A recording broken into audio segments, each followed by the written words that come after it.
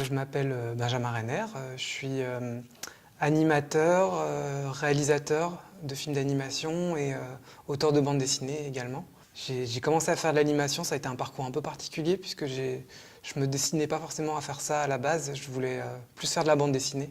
En sortant de l'école, on m'a tout de suite proposé du travail. J'ai commencé dans une petite boîte d'animation pour faire de l'animation sur une série. C'était très chouette, mais là j'ai plus appris, ça a duré 2-3 mois. Et en fait, on m'a proposé de travailler sur Gus, Petit Oiseau, Grand Voyage. Et j'ai commencé à faire toute la direction artistique du projet, mais que j'ai mis de côté par la suite parce que je sentais que le projet était trop grand pour moi. Et aussi surtout parce qu'en parallèle, il y a Didier Brunner qui m'avait contacté pour travailler sur le film Ernest et Célestine. Il m'a proposé en fait d'être animateur sur le projet.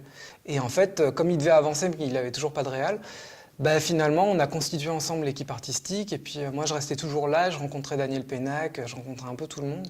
Et petit à petit c'est un peu comme ça que je suis passé réalisateur du film, en fait presque par défaut quoi. C'est parce que le producteur ne trouvait pas de réalisateur et il voyait qu'il y avait quelqu'un qui faisait ce travail un peu parce qu'il n'y avait personne d'autre pour le faire. C'était un gros budget et je me disais, il y avait un scénario qui était super, il y avait un graphisme qui était magnifique, il y a une seule personne qui pouvait se planter, c'était le réalisateur.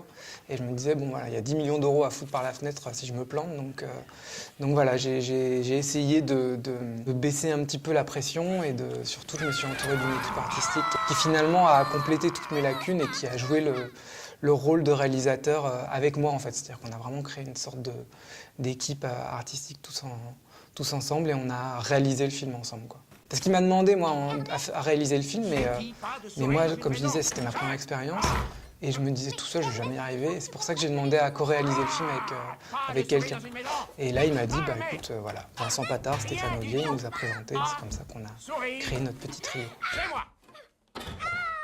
Le Grand Méchant Renard, c'est un projet qui est un peu particulier, il date d'il y a très longtemps finalement. En fait, c'est une idée de bande dessinée que j'avais eue quand j'étais encore au lycée. J'avais eu l'idée comme ça d'un renard qui éduque des poussins, quoi. Enfin, c'était une idée que j'avais en tête depuis très longtemps, je voulais en faire une bande dessinée. Et en fait, à la fin d'Ernest et Célestine, j'étais tellement épuisé par le projet, c'est-à-dire que ça m'avait pris tellement de temps de réaliser Ernest et Célestine. Et puis en fait, il se trouve qu'après Ernest et Célestine, avec toute l'équipe artistique, justement, on avait mis en place presque une logique de studio, c'est-à-dire qu'on avait trouvé un rythme on avait fait plein d'erreurs et on se disait si on recommençait à zéro, on pourrait vraiment rectifier toutes ces erreurs et optimiser le travail et ce serait super d'essayer de pérenniser tout ce qu'on avait réussi à construire sur Ernest et Célestine. Il a été beaucoup plus court et en fait on a vraiment tout optimisé, c'est-à-dire que Ernest et Célestine ça nous avait coûté quand même près de 10 millions d'euros, là on est plus proche des 3 millions d'euros.